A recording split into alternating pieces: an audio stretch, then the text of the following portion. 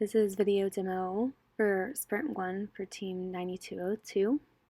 Our application is called Fives, and as you can see, we've changed from the original prototype to this new main screen that only has 2 buttons because it's more simplistic, and based on client feedback, we thought it would be better. In our first sprint, we chose these 4 user stories and 6 features to implement. Our first user story is, as a player, I want to start a new game so I can start playing the game.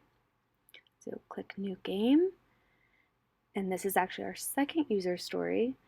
As a player, I want to overwrite my existing game so I can start a new game. And you can press Yes, which takes you to a new game screen. On this screen, we have buttons to both win and loss screens, which is one of our features. So I'll show you that. You can go to Win, and then press Play Again, and it takes you back to the game screen, or Loss. This has the same features, and you can exit to the main screen. Our next user story is, as a player, I want to purchase a physical deck of cards directly from the Fives application so I can play with my friends.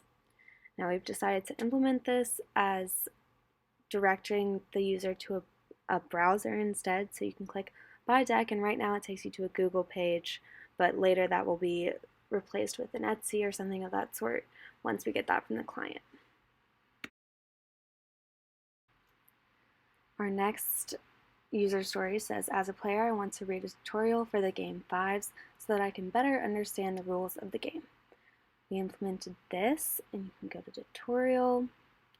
It explains the objective of the game and then how the hands work, as well as different winning hands. So it gives examples like 1 through 5 or 26 through 30, and you can swipe through all of these at whatever pace.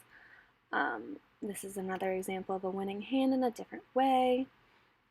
It also explains wild cards, which can go into any set. And lastly, it gives a general outline of the setup of the game.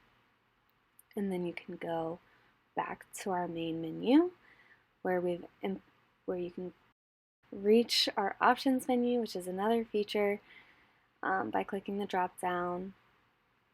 Here you will eventually be able to add background music, sound effects, vibrations, and tooltips, which is just tips to help you play throughout the game.